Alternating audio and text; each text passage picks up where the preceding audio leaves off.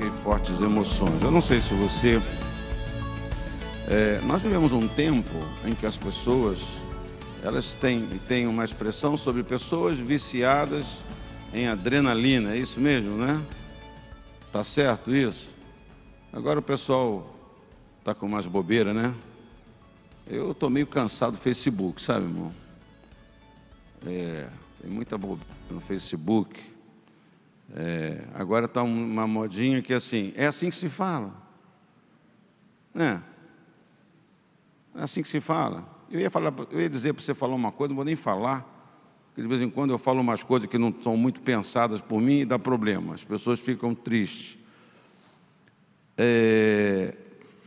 Mas há muita gente que, geralmente jovem, né? Geralmente quem quer uma adrenalina são os jovens e são os coroas que acham que ainda são jovens. Acham que ainda são jovens, aí fica se exibindo, não é verdade? Eu não sei se você já teve a oportunidade de ir a Disney nos Estados Unidos, né? Quando eu fui lá, eu já fui me esquivando de tudo que era tribulação lá. Você vai lá, é ruim, eu não vou mesmo. Eu não preciso. A vida já é muito complicada. Já me basta as fortes emoções da vida, né? Tanto as boas quanto as negativas, não é? Me lembro que eu fui lá numa montanha-russa. Montanha-russa ainda fala assim? Como é que chama? Montanha-russa, uma que é fechada, que é dentro de um globo. E a minha filha, que já tinha ido, falou assim: pai, eu já tinha operado o coração. Ela falou assim: pai, vai só nessa que é fraquinha. E à medida que a gente entrando na fila, começou a voltar alguns coroas, algumas senhoras. E aí Deus começou a falar comigo: vigia, meu servo, é cilada. Eu me lembro disso assim, e lá, se você tem isso, você tem tudo que eu tinha, se você tem, cuidado. Eu acho que foi o inimigo, eu ainda sentei no primeiro lugar, o pior lugar do trenzinho, que são, cada carrinho vão 2 pessoas, a Cátia atrás. Irmão, vou te contar, viu?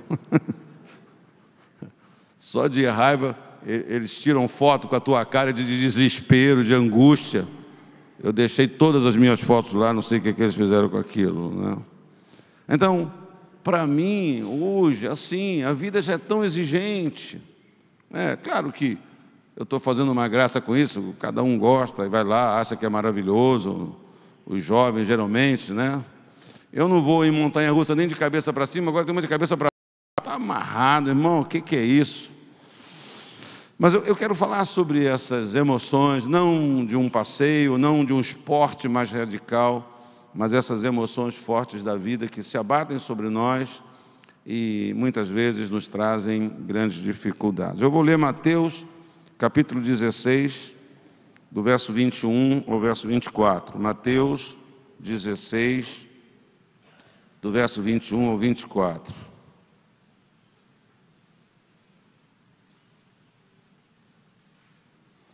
Que diz assim, eu uso a Nova Versão Internacional das Escrituras. Diz assim: desde aquele momento, Jesus começou a explicar aos seus discípulos que era necessário que ele fosse para Jerusalém e sofresse muitas coisas nas mãos dos líderes religiosos, dos chefes, dos sacerdotes e dos mestres da lei, fosse morto e ressuscitasse no 3º dia. Então Pedro, chamando-o à parte, começou a repreendê-lo, dizendo: nunca, Senhor, isso nunca te acontecerá.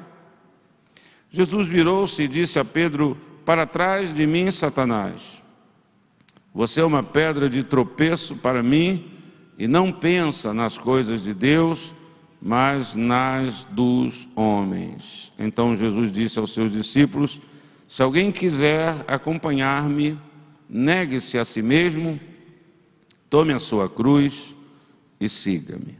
Pai, fala conosco, eu te peço, que a Tua palavra venha a nós, ao nosso coração, como ela é, Pai. Ajuda-me a não macular nada, a não acrescentar nada, a estar debaixo de uma graça e de um favor Teu para todos nós. Fala conosco e recebe já a nossa palavra de gratidão em nome de Jesus. Amém. Graças a Deus. Fora a questão que há pessoas mais sensíveis emocionalmente do que outras,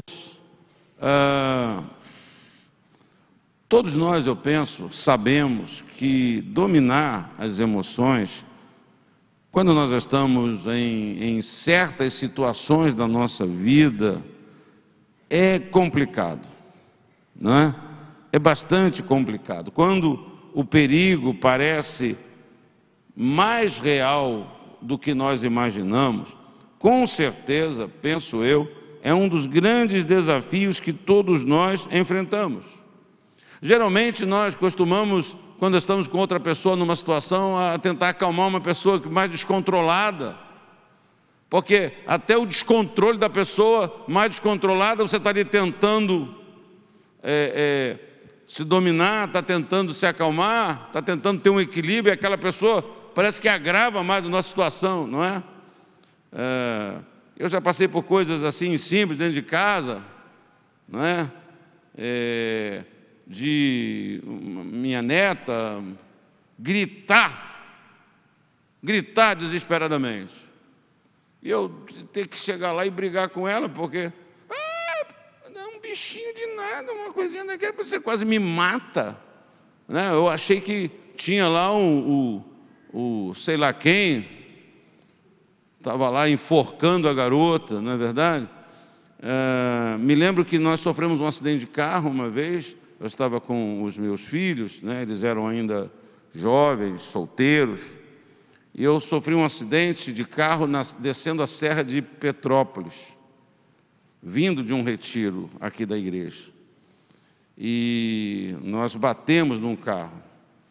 Não me lembro bem a circunstância, me lembrei, eram duas famílias, 2 carros, e eles passaram num ponto ali na descida da serra, e o carro que estava na frente, assim, ele queria parar num lugar que tinha ali, que tinha uma vista, e o trânsito muito pesado, e ele deu uma guinada para parar lá. E o que vinha atrás, sabe aquele cara que vai atrás do outro? Ele não olhou, ele só estava olhando para o cara da frente. E ele fez a mesma coisa, e ele bateu na quina do meu carro, meu carro rodou naquela pista ali, fomos lá para o acostamento, e eu me lembro que a minha filha teve uma reação descontrolada com aquele pequeno acidente. Amassou o carro, ninguém se machucou, mas a Pauline, não me lembro o que ela falou, não sei se ela falou desgraçado, miserável, mas ela teve um certo piti. Calma, né? Calma. Então, assim, as circunstâncias da vida, cada um de nós reage de uma maneira, não é? Cada um de nós tem mas nós todos sabemos que é difícil. Certas situações é difícil você exercer um controle emocional, você ter uma calma, uma maneira de uma postura, né? um controle, um domínio é a palavra da sua emoção, não é? Então, quem já não sentiu algum tipo de medo? Muito complicado não sentir medo, né? O medo, ele vem de uma maneira, e você se acalmar, não é simples assim, dependendo da situação. Quem já não foi dominado por um sentimento de raiva? Você já assistiu? Não existe uma crise de raiva bonita. Você já viu alguma crise de raiva bonita? Não, é sempre feio, é sempre desagradável, não é? Um marido descontrolado com a mulher, a esposa descontrolada, né? Com as situações, as pessoas.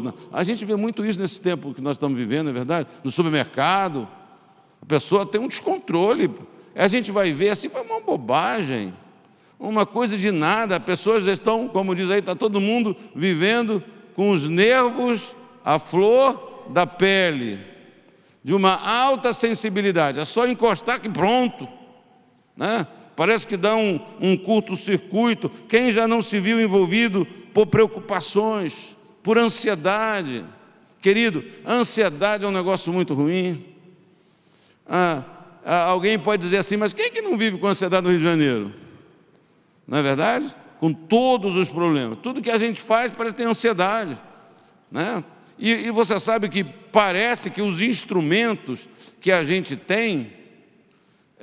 uma vez o meu filho, há pouco tempo atrás, uns 2, 3 anos atrás, ele me chamou a atenção, falando assim, poxa pai, você ainda fica ouvindo rádio no trânsito? Eu falei assim, não cara, é para saber da notícia, não é? Para saber para onde é que eu estou indo. Mas tudo a mesma coisa, né? Os apetrechos só trazem mais ansiedade. Parece que a gente vai ficar melhor sabendo, tendo alguma previsão, mas acaba que não é assim. Acaba que certas coisas alimentam, não é? Há muito sofrimento no saber, há também muito livramento. A informação pode nos livrar, a informação pode ser libertadora, mas a informação também pode ser uma geradora de ansiedade, uma amplificadora de ansiedade no nosso coração, não é? Então, é importante saber como administrar esses momentos em que há aquela liberação violenta de adrenalina, ou quando as adrenalinas elas circulam no nosso corpo com mais ansiedade, com mais força.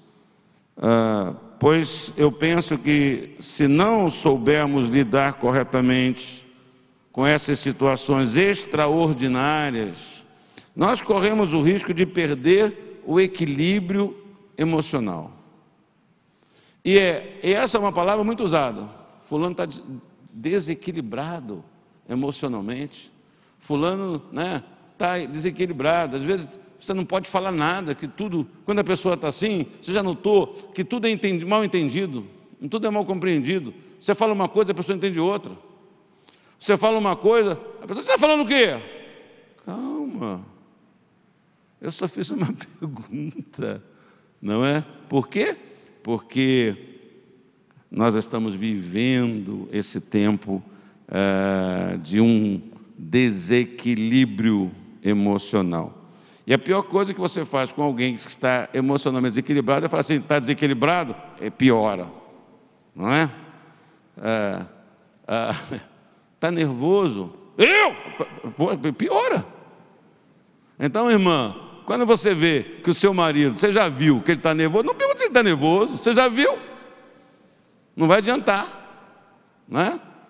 É melhor fazer que nem aquele quadro do programa humorista, né? Calma, calma, como era o nome daquele cara? Calma. Está calminho agora? Agora estou, agora fiquei calminho. É melhor você agir, não falar, não perguntar. Você sabe que está. Bota a mão na perninha do bonito, né?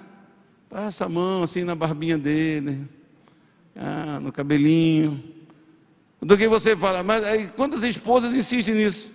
Que você está nervoso? O cara estava até mais controlado, mas quando você pergunta que está nervoso, parece que ele ficou mais nervoso, né? É como ele dissesse assim, você não está vendo que eu estou? Está me irritando mais, perguntando uma coisa que você já sabe. Na verdade, queridos, uma questão sobre isso é que nós precisamos, eu penso assim, de aprender a pensar corretamente.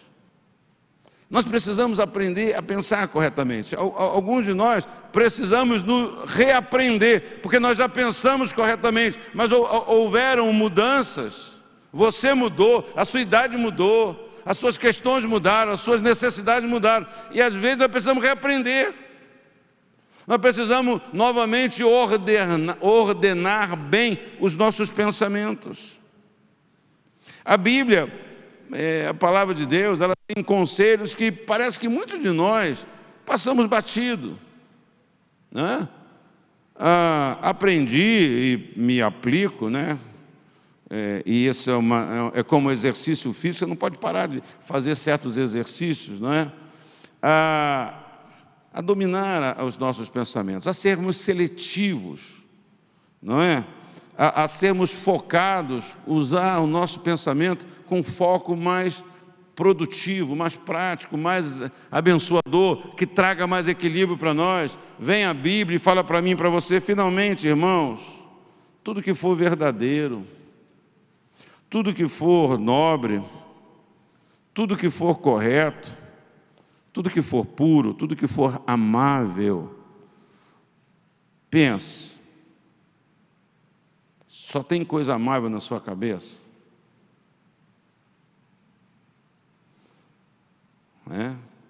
Eu queria dizer para você que na minha cabeça só tem coisa amável, mas nem sempre tem só coisa amável, não.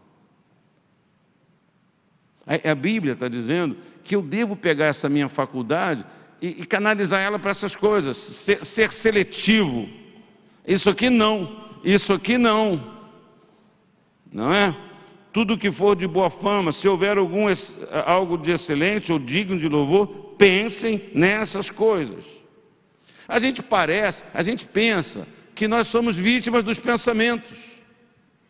A gente pensa que eu posso fazer, não posso fazer nada, eu fico pensando. Pare de pensar. Mude. Trabalhe com isso. Encha o seu coração da Bíblia, da Palavra de Deus. Para mim, uma maneira de alimentar isso é ler a Bíblia. O que é bom, o que é puro, o que é amável, o que é verdadeiro. É ler a Palavra de Deus. Não é? Quantas pessoas gostam de música e porque gostam de música, cantam um monte de música, sabe a letra de um monte de música. Tem gente que sabe cantar músicas inteiras em inglês e não entende nada do que está cantando, decorou uma letra de uma música inteira. Né? Então, pensem nessas coisas. Então tem uma parte na minha vida e na sua vida. Você já viu, nós já estamos de um jeito que alguém fala uma coisa, a gente já fica desesperado, nem sabe se é verdade, nem sabe se aquilo realmente é verdade, porque as pessoas vão alterando, cada um que conta um ponto acrescenta, quem conta um conto acrescenta um ponto, fulano não sei o que lá, fulano não sei o que lá, aí fala uma coisa, mas não é nada disso. Acontece muito na minha casa, comigo com a Cátia, Miguel, não, cara, não é isso não, você ouviu isso? Não, eu não ouvi que não é isso não, é outra coisa, uma notícia, um problema. Né? Então, quando são coisas que diretamente ligadas para nós, a gente fica morrendo antes, fica desesperado, você vai lá, não é nada daquilo, não foi isso. Então, nós sabemos que as chances que nós temos de errar numa decisão é grande quando as nossas emoções estão descontroladas. A gente escuta errado, a gente escuta distorcido. A gente tem mais chance de errar, né? Aí nós usamos essas pessoas, tem que esfriar a cabeça, tem que esfriar a cabeça, não é? Eu geralmente quando vou cortar meu cabelo, e aí a pessoa pergunta assim, o senhor quer lavar? Vou lavar o cabelo lá. E aí a pessoa fala assim, o senhor quer água quente ou fria? Não, água fria que é para esfriar a cabeça, não é? Eu falo para a pessoa assim, não, lava com água geladinha mesmo, que é para a cabeça, né? De vez em quando eu vou lavar o cabelo, faz, está tão quente a cabeça que se escuta até a água ferver, não é verdade? Então nós temos essa expressão, não, eu ando com a minha cabeça muito quente. É porque a gente, assim, não se controla, não nos esforçamos. Ficamos nervosos, perdemos a serenidade, geralmente quando as águas se agitam. Os apóstolos no barco, numa tempestade, estavam experientes, pescadores, acostumados com tempestade naquele barquinho, mas eles ficaram totalmente descontrolados. E vem Jesus, e eles chamam Jesus de fantasma. Esse é o problema quando a gente está nervoso, quando a gente está com as nossas emoções, quando a gente está num perigo, porque para os discípulos eles iam morrer. O barco ia afundar, eles iam perecer naquela tempestade. Então, eles já estavam tão, eles assim, caramba, Já estou vendo até fantasma, né? Lá vem um fantasma lá. Quantos já viu um fantasma? Já viu um fantasma na sua vida? Já viu não? Ninguém nunca viu fantasma? Ah, não acredito. É mesmo? Eu já vi vários fantasmas, vários. É verdade, todos eles que o meu medo criou, assim como os apóstolos. Eu já vi fantasma, desde pequeno, né? Você, no dia de um temporal forte, você abre a janela e olha para o temporal, tu vai ver elefante voando nas nuvens, tu vai ver um monte de coisa na tempestade, né? A cabeça da gente, o medo da gente, né? O medo afeta a nossa maneira de pensar, não é? Então, é certo, e muitos de nós sabemos disso, não é uma tarefa fácil controlar as emoções quando elas explodem dentro da gente. Quando elas explodem no nosso interior, as pessoas que nos amam, as pessoas falam, não, fica calmo, mas a gente é muito descontrolado isso. Quando tem uma explosão, é muito difícil de segurar. Se você tem uma emoção, eu diria, positiva, logicamente, os resultados serão positivos. Mas se você não está num momento bom na sua vida, os resultados poderão ser contrários. Essa semana que passou foi uma semana muito difícil para mim, muito difícil para mim. Não houve grandes tragédias, né? Mas quando você está... eu passei por algumas coisas que já passei N vezes, como um pastor, né? Mas essa semana as coisas vieram assim numa certa conjunção, pequenas coisas acontecendo, pequenas situações, pequenas dificuldades, não é? E eu, assim, eu estava um pouco mais, assim, intolerante, né? Até tomei uma decisão pessoal, eu já falei que de vez em quando eu tomo essa decisão aqui, hoje eu já aprendi isso, eu não vim aqui sexta-feira, eu tinha que vir aqui na igreja para cuidar das obrigações aqui da igreja. Foi um dia muito difícil, muito pesado, tivemos que pagar os impostos, não é? Eu também estou passando por essa fase, por tudo que acontece no nosso país, estou perdendo assim aquela alegria de pagar imposto, não é?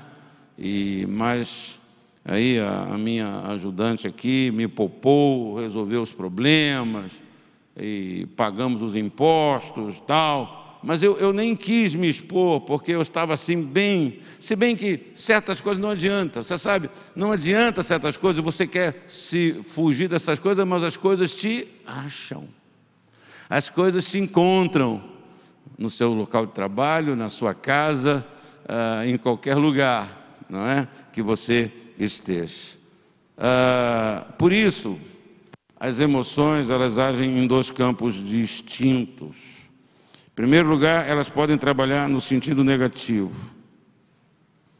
E quando acontece assim, muitas vezes elas traçam às nossas emoções uma estratégia errada, que nos levam não para a solução, não para vencer aquela tempestade, mas nos levam para aquela situação de fundo do poço. Às vezes são emoções negativas, né, ou descontroladas, que nos levam para aquele fundo do poço. Olhe para esse texto que nós lemos, de Mateus 16, e você vai ver que depois de um grande momento vivido pelo apóstolo Pedro, Jesus falou sobre o que lhe aconteceria em breve, lhe aconteceria a Jesus. O que aconteceria com ele, Jesus? Jesus falou com Pedro. Desde aquele momento, Jesus começou a explicar aos seus discípulos que era necessário que ele fosse para Jerusalém e sofresse muitas coisas nas mãos dos líderes religiosos. Tem que ia usar uma expressão, tem que incorporar, né? Uma expressão complicada. Mas você tem que, assim, pensar um pouco na cabeça daquele Pedro. Pensar o quanto era difícil para ele ouvir um negócio desse. Jesus começou a explicar que era necessário que ele sofresse muitas coisas nas mãos dos líderes, dos chefes, dos sacerdotes, do mestre da lei, e que fosse morto e ressuscitasse no terceiro dia. Eu penso que, ao ouvir esse relato, os discípulos fixaram apenas os seus olhos, só puderam enxergar e ouvir o lado triste, o lado difícil que Jesus enfrentaria. Não, olha, eu vou para Jerusalém, eu vou sofrer muitas coisas. Eles começaram no coração a falar assim, não pode, está errado. Eles começaram a ficar tão assim perplexos com essas revelações, com essa informação, que a cabeça deles começou a ficar assim limitada, travada, presa, tanto que eles não conseguiram ouvir tudo, ou se ouviram, não deram a menor importância quando Jesus disse que ele ressuscitaria no terceiro dia. Isso não interessa, que devia interessar, que devia dar a eles a estabilidade. Poxa, vai ser, como diz o outro, vai ser punk, vai ser pesado, vai ser difícil, mas ele vai ressuscitar, mas ele vai cumprir o plano. Mas eles não conseguiram, por causa, penso eu, dessas emoções descontroladas, como eu não consigo, como você não consegue. Olha, você está com carcinoma, você está com câncer, mas vai tratar, mas não é brabo não, tem tratamento para você, você tem 90% de chance de ficar bom, sem operar, ou com uma cirurgia, ou só uma cirurgia vai resolver, você não vai ter que sofrer, não vai ter que fazer um tratamento penoso, uma químio, uma rádio. Mas a pessoa, quando fala assim, você é maligno, a pessoa às vezes não consegue pensar mais nada, não consegue ouvir tudo, não tem calma para ouvir. Então, o que deve ter ficado na mente deles foram as palavras sofrer. Olha, eu vou sofrer nas mãos dos líderes, dos chefes, dos sacerdotes, dos mestres, e no final vou morrer, vou ser morto. Parece que eles não guardaram a última fase e ressuscitassem no terceiro dia. Isso acontece porque nós temos uma inclinação para as coisas negativas, nós temos uma inclinação para as coisas difíceis. Nossas emoções afloram quando ouvimos algo que contraria o bom, o normal, o agradável, o desejável, o planejado, o sonhado. Ou quando ouvimos algo que nos ameaça. Eu tenho falado de Jonas esses dias, esses últimos 3 domingos aqui pela manhã. Eu tenho citado aquele primeiro capítulo de Jonas em alguns aspectos. Tente imaginar o que levou Jonas a fugir da presença de Deus.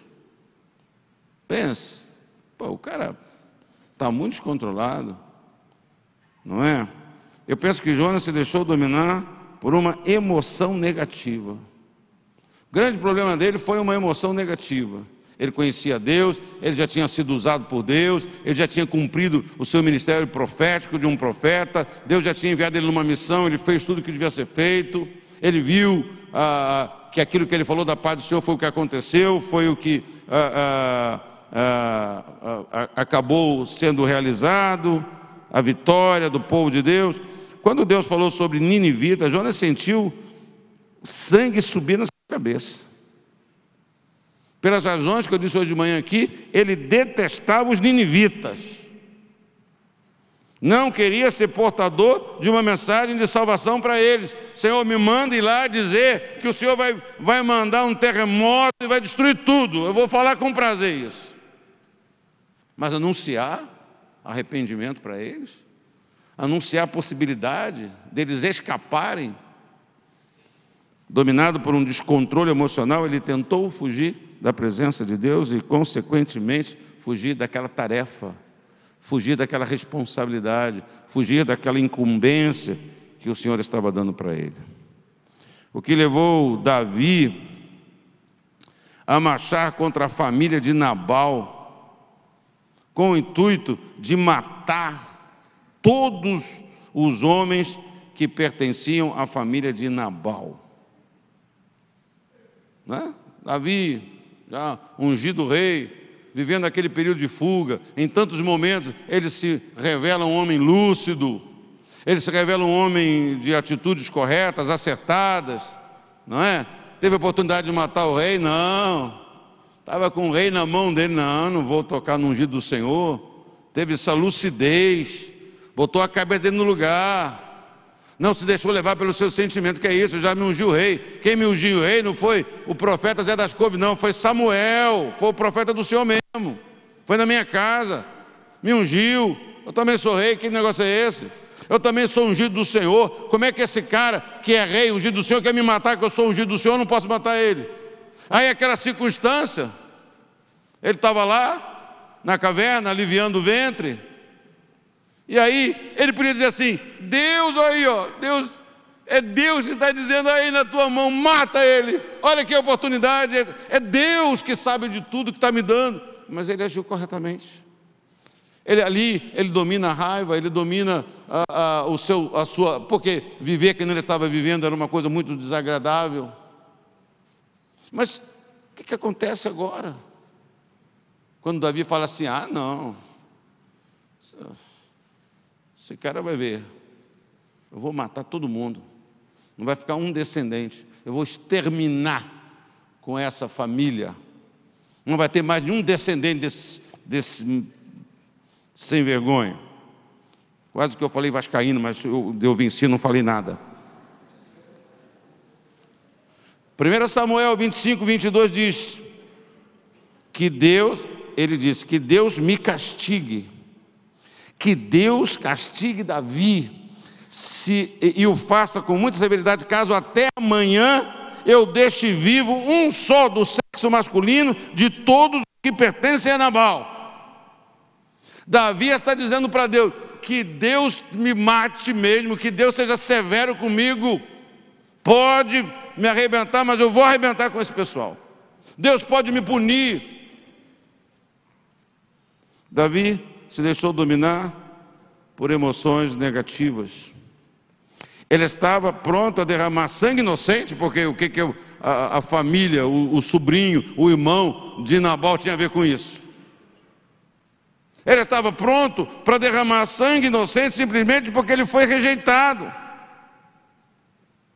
Ele não se apossou de nada, ele passou pela propriedade de Nabal com seus valentes, e ele falou: ninguém mexe em nada, vamos rejeitar aqui, vamos até, se alguém quiser vir aqui, vamos proteger. Aí ele falou assim: vai lá e pede para Nabal, dá aí uma merenda, fala para Nabal aí nos dá um pão, alguma coisa. Foi lá e pediu, fez como crente,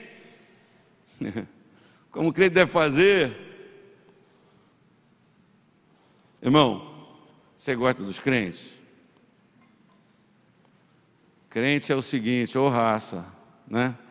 Ô raça. Sabe essa historinha, né? Essa é uma piada velha. O pastor com raiva da igreja foi lá, vou botar. Aí foi lá e falou assim: ô raça. Aí se arrependeu, falou: eleita, santa. Ele ia falar: ô raça de víboras. Mas na hora, ele dominou as emoções dele, falou: ô raça eleita, santa. Aí abaixou a bola dele, não é? Controlou a sua raiva, controlou a sua emoção, não é? Você já sofreu algum tipo de rejeição? Você sabe que complicação disso, ela depende de quem está te rejeitando. Quanto mais próximo da família, pior, mais doloroso, não é? Às vezes você é rejeitado em certas situações, eu preteria, eu não vou aqui, eu vou em outro. O cara não me tratou bem, o cara olhou para mim, achou que eu não podia pagar a conta aqui, só de raiva eu vou num lugar melhor agora. Mas dependendo de quem nos rejeita, a gente não consegue lidar com facilidade, não.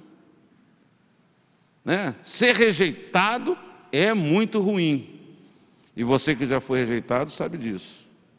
Eu acho que é até difícil achar alguém que nunca foi rejeitado, em contexto nenhum, em dimensão nenhuma. É verdade que tem gente que já foi rejeitado de uma maneira muito terrível, muito avassaladora, muito destruidora, não é?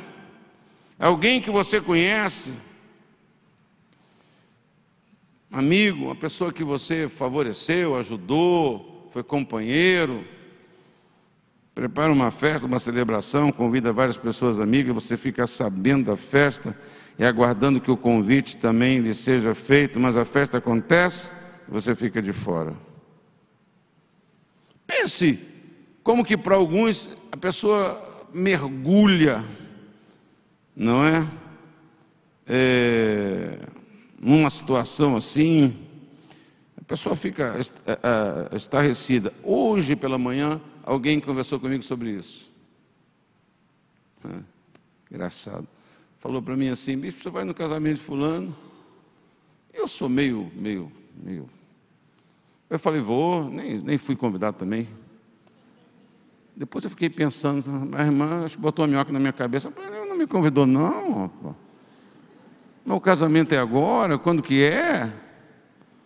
Eu vou correr atrás disso para saber, não é?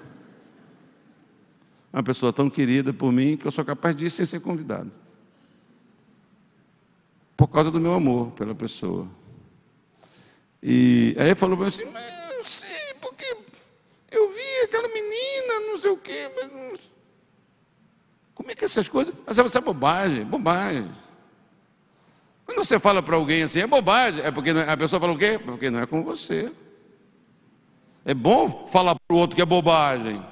Você já viu? Às vezes as pessoas suportam uma coisa que para ela é bobagem, mas que para você não é. E também ela sofre com uma coisa que para você não é bobagem. Para você é bobagem, para a pessoa não é.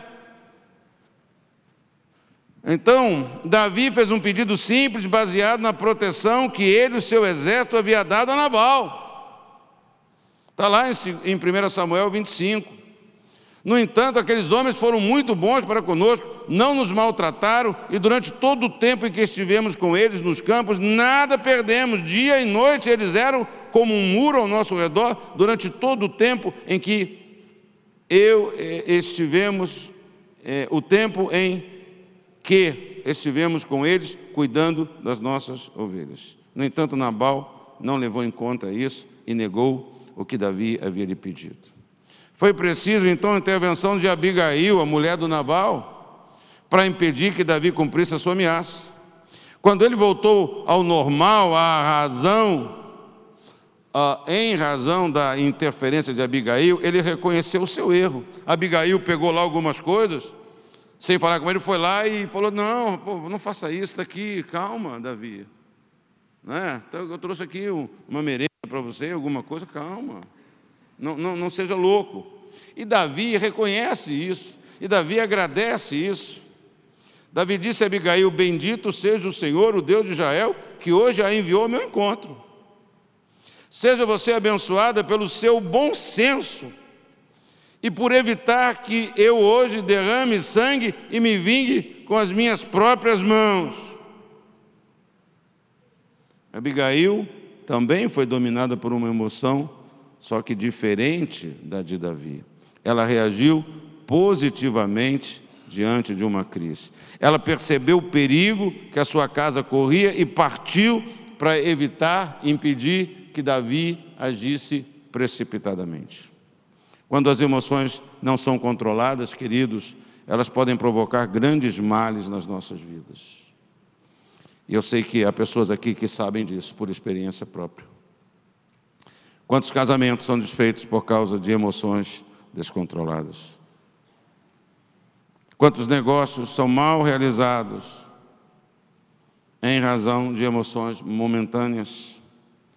Quantas relações são partidas por causa de emoções mal administradas? Não, pronto. Às vezes a pessoa não para, não pondera.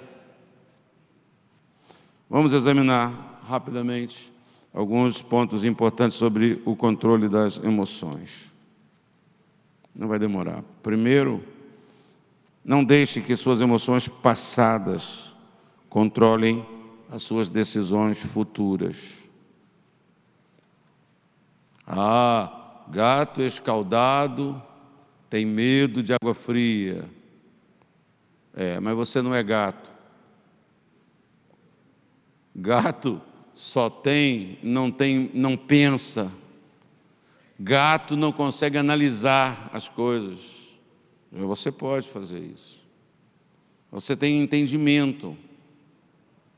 Então, isso significa que você deve ser controlado pelo que você deseja alcançar e não pelo que você já alcançou. O apóstolo Pedro julgou-se tão superior aos demais por ter respondido corretamente à pergunta de Jesus, não é?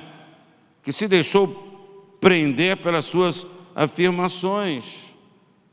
Simão respondeu: tu és o Cristo, o Filho do Deus vivo. Aí Jesus falou para ele: caba bom, bingo, não foi carne e sangue quem te revelou. Aí Pedro falou assim: comigo é assim. É um no cravo e outro na ferradura, acerto tudo. E ele se deixou dominar por isso. Feliz é você, porque isso não lhe foi revelado por carne ou por sangue, mas por meu Pai que está nos céus. Eu lhe digo que você é Pedro, e sobre esta pedra edificarei a minha igreja, e as portas do Hades não poderão vencê-las. Eu lhe darei a chave do reino dos céus. O que você ligar na terra terá sido ligado nos céus, o que você desligar na terra terá sido desligado nos céus. Nunca ninguém recebera uma palavra tão forte, tão importante, tão relevante quanto esta dita ao apóstolo Pedro. Eu não sei se naquele momento ele estava querendo fazer isso, né? Ligar, religar. Nada. Vou mudar isso aqui. Nada, tu não vai fazer. Você, meu Jesus amado. Não. Não foi sem razão que Pedro se achou o maioral daquela turma. Não é? Antes do Romário, antes do Lula, antes de um monte de gente, Jesus falou para ele: você é o cara. Foi o primeiro sujeito a receber essa palavra, foi Pedro. Você é o cara. Abençoado, feliz, cabeça aberta. Imagine o sentimento que deve ter tomado conta de Pedro, como ele absorveu todas essas palavras de incentivo, de reconhecimento. Eu penso que o erro de Pedro foi ter se prendido nestas palavras e não ter ouvido com atenção que Jesus havia dito a todos sobre os seus sofrimentos. Por isso, ele ousou chamar Jesus em particular e censurá-lo pelo que ele havia dito. Que é isso? Isso não pega bem. Você é Deus vivo. Você é filho do Deus vivo, rapaz. Que negócio é esse? Tá abaixando a nossa moral? Pedro chamou a parte e começou a repreender. Imagina essa cena. Imagina essa cena. Pedro chamando Jesus no canto e repreendendo Jesus. Então, é fácil entender a emotividade que dominava o coração de Pedro. Ele estava querendo usar as chaves para determinar um novo futuro para Jesus. Ele estava querendo usar as chaves que o Senhor deu a ele para mudar aquela história, para alterar aquele curso. Tanto as emoções positivas, então, quanto as negativas que experimentamos ontem, não devem nos influenciar nas decisões de hoje. Hoje é hoje, a situação é aquela situação. Muitos experimentam momentos difíceis na área de relacionamentos, eles dizem: nunca mais eu vou me casar, nunca mais eu vou entrar num negócio como esse, nunca mais eu falo com fulano. A gente vai tomando decisões baseadas naquelas emoções e vamos abrindo a boca e dizendo coisas, nos comprometendo de uma maneira. O importante é saber administrar cada momento da vida, olhando sempre para o amanhã e acreditando que Deus vai nos dar o melhor. Então, é melhor às vezes não falar nada, é melhor parar, pensar, se equilibrar, buscar o Senhor com essa perspectiva. Eu não entendo, está difícil, não é o que eu queria, mas Deus está comigo. Mas mesmo que eu não entenda nada, Deus tem o melhor para a minha vida. É melhor não se precipitar. Outra coisa importante, tenham cuidado de não enterrar os seus sentimentos em razão de uma censura. Jesus virou-se para Pedro e disse: para trás de mim, Satanás. Pedro, para trás de mim, Satanás. Talvez, se eu acreditasse que ele recebeu muito seriamente, e como sério foi, você é Pedro, sobre você edificarei a minha igreja, eu vou te dar a chave do reino. Imagina se Pedro também falasse: ó, sai, Satanás. Se Pedro abraçasse aquilo e falasse assim: pô, eu sou Satanás, hein? Porque não foi Tiago que me falou isso, mas foi Jesus que falou que eu sou Satanás. Não é? Ele podia ter recebido essa palavra também de uma maneira muito intensa. Por isso que eu estou dizendo que nós devemos ter o cuidado de não enterrar os nossos sentimentos em razão de uma censura. Porque às vezes nós nos tornamos pessoas que não nos achamos que ninguém tem o direito de nos censurar em nada. Não aceitamos, refutamos, não paramos nem para ouvir. Você é uma pedra de tropeço para mim e não pensa nas coisas de Deus, mas nas dos homens. Momentos antes, Pedro foi chamado de pedra sobre a qual a igreja seria edificada. Agora ele recebia uma dura censura, sendo chamado de pedra de tropeço. E eu fiquei pensando, quem de nós aguentaria uma censura desta natureza? Quem de nós aqui nessa igreja, nesse templo, nesta noite, suportaríamos uma censura dessa? Nós não suportamos nem uma suave repreensão do pastor? O pastor fala uma coisa, não gostei. Quem é que o pastor pensa que ele é para falar isso para mim? Quantos anos que eu dou o dízimo nessa igreja? Essa cadeira foi eu comprei. Foi com o meu dízimo. Como é que o pastor agora me censurou? Como é que o pastor disse para mim que eu não posso fazer isso? Como é que o pastor disse não para mim? Que eu pedi alguma coisa? Imagina ouvir isso daqui. Para trás de mim, Satanás. E aí, irmãos, eu faço isso, não sei se você faz, né? Como que Jesus falou? Como é que você acha que Jesus falou?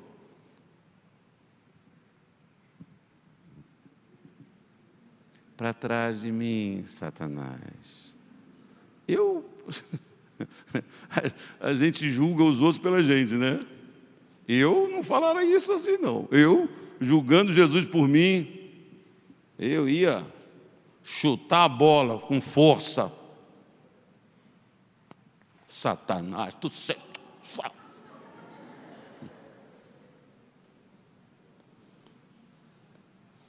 Quem continuaria ao lado do pastor da igreja depois de receber admoestações como essa?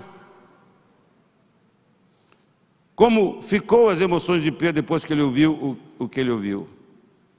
O que eu quero dizer para você é que é fácil enterrar os nossos sentimentos, é fácil enterrar as nossas emoções, os nossos sentimentos de tristeza, de revolta e de insatisfação.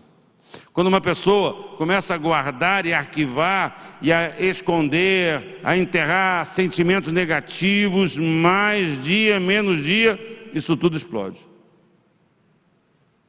Ninguém consegue conviver com sentimentos que contrariam a paz, que contrariam a harmonia, que contrariam a alegria. É preciso aprender, então, amados irmãos, a administrar esses momentos de crise e não deixar que eles se aninhem no nosso espírito. Porque tem pessoas carregando isso que aconteceu há 20 anos atrás. Você não consegue. Sua vida melhorou, as coisas estão diferentes para você. Você está numa outra etapa, mas você está com aquela cangalha que te impede de voar, de desfrutar esse tempo abençoado na sua vida. Ah, mas lá em 1930, e você faz questão de dizer: eu nunca vou esquecer. Fala para o irmão do lado: esquece, irmão. Fala, esquece isso. Esquece isso. Joga fora. Se libera isso. Revoga a sua palavra. Cancela essa sua palavra. Vou morrer. Mas nunca. Falei que ia terminar, estou terminando. Quantos creem? Amém. Graças a Deus. Obrigado. As emoções mal administradas, irmãos, perceba isso na sua vida. Eu posso perceber na minha. As emoções mal administradas abrem portas para a amargura. Emoções mal administradas abrem porta para a tristeza, para a desistência. Quando perdemos o controle das nossas emoções, corremos o risco de sermos dominados pela amargura, pelo ressentimento. Não, nunca mais. Eu vou deixar de ser trouxa. Eu vou deixar de ser bobo. Eu vou deixar de ajudar as pessoas. Aí você tem 10 pessoas que são eternamente gratas a você, mas você não quer ajudar mais por causa de uma pessoa que desdenhou de você, desprezou, esqueceu. Vive falando que você nunca fez nada por ela. E foi a pessoa que você fez mais do que as outras. E aí você fala assim, para que isso? Não preciso disso. Não preciso disso não. Vou fazer mais isso não. Nunca mais. Nunca mais eu faço nada. Parece às vezes que Deus, propositalmente, depois que a gente fala certas coisas, coloca uma situação novamente, como quem diz para você, faz. Aí você fica ali, não vou fazer, não é verdade? Veja o que Jesus disse no final do versículo 23. E não pensar nas coisas de Deus, mas nas dos homens. A gente pensa muito nas coisas dos homens, não é? Você também deve ter condições de parar um pouquinho e dar essa olhada. Pode ser uma olhada rápida, se você está pensando mais nas coisas dos homens e pouco nas coisas de Deus. Quem pensa pouco nas coisas de Deus são os mais desanimados. Quem pensa pouco nas coisas de Deus são os que desistem primeiro. Quem pensa pouco. E nós vivemos um tempo que nós estamos nos especializando em tantas coisas, mas não crescemos na palavra. Crescemos intelectualmente, fascinantes. Eu conheço pastores que estão fazendo a 3ª faculdade. Que maravilha. Mas será que é isso mesmo? Será que esse investimento está valendo a pena? E às vezes a gente olha para o trabalho daquele pastor.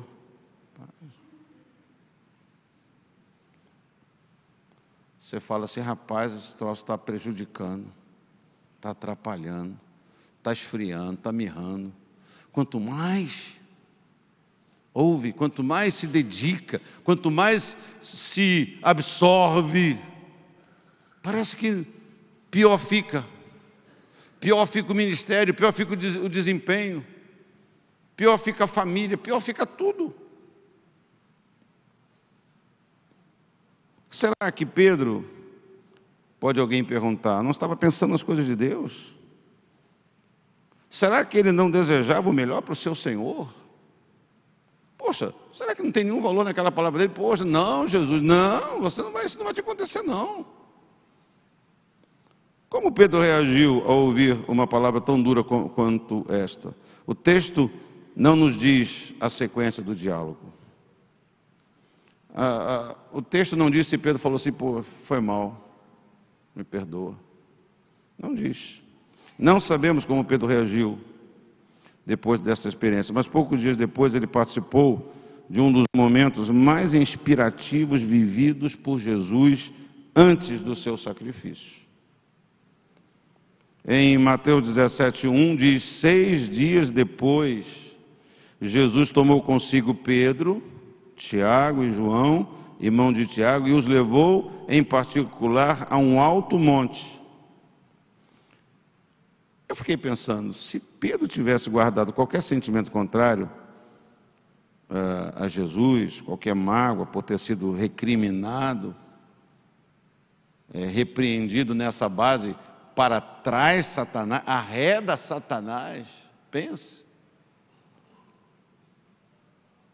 Com certeza ele não seria convidado a participar da transfiguração que aconteceu naquele monte. Ou ele não teria aceitado o convite. Não, Jesus, poxa, estou com a bursite, comi uma sardinha estragada, estou meio enjoado, não vou poder subir um monte, sabe como é que é lá, altitude. Ele não teria ido, penso eu. Ou não seria convidado, ou não aceitaria. Quero que você escute isso, querido. A autopiedade arruína. Ter pena de você mesmo, se vitimizar, se colocar como a pessoa mais desprezada do mundo, arruína o relacionamento com as outras pessoas. A autopiedade não acrescenta nada de bom na vida da pessoa, ela nos escanteia, nós nos escanteamos, nós nos isolamos e ficamos lá com aquela ruminação de tudo aquilo. Pedro poderia ter ficado magoado, aborrecido, triste, mas ele não deixou que sentimentos negativos governassem as suas futuras ações. Ele superou aquela crise porque o seu coração era um coração sincero. Ele entendeu o que Jesus havia lhe falado e se colocou novamente nas mãos do Senhor para ser um instrumento de bênção. Digo a você que suas emoções sejam sempre emoções positivas. Eu não posso controlar isso. Pode sim. Você não pode até hoje porque você não se aplicou a fazer isso. Você não pode até hoje porque você não tomou a iniciativa de dizer assim, não, eu não vou pensar mais assim. Porque você não enfrentou essas emoções. Que você aprenda a superar os momentos difíceis quando as suas emoções forem testadas. Essa coisa do eu sinto, são as coisas que mais mudam. Mais mudam. Olhe para você. Quantas coisas você sentiu e depois você, por N situações, você descobriu que aquilo não era nada daquilo. Né? Às vezes você olha para uma pessoa e fala assim, nossa, não aguento aquela pessoa. Nossa.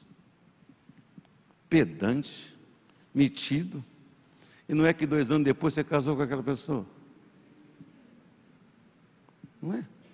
E por que você casou? É porque você, no relacionamento, você foi descobrindo outras coisas.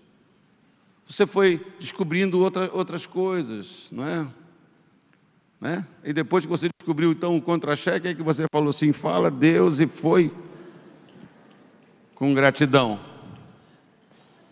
Então, vou terminar, lembre-se, em primeiro lugar, não deixe que as suas emoções passadas controlem as decisões futuras. Quem sabe você está aqui nesta noite sendo dominado por decisões, por frustrações, emoções do passado que estão impedindo você de tomar decisões tão importantes para a sua vida, para o seu futuro. Tenha cuidado para não enterrar seus sentimentos em razão de uma censura. Nunca mais, não vou, agora não. Tenha cuidado com isso. As emoções mal administradas abrem portas para amargura, tristeza e nos fazem desistir da vida, dos sonhos e dos propósitos. Que você permaneça de pé, pronto a subir ao monte com Jesus e participar das grandes revelações de Deus para a sua vida. Amém, amado irmão? Vou pedir que você curva a sua cabeça. Eu creio que a palavra de Deus é poderosa. Eu creio que o Evangelho é o poder de Deus, o poder de Deus. Eu creio de todo o meu coração que esse poder está operando na minha vida, na sua vida, nesta noite. Na vida de todos nós que ouvimos a palavra do Senhor.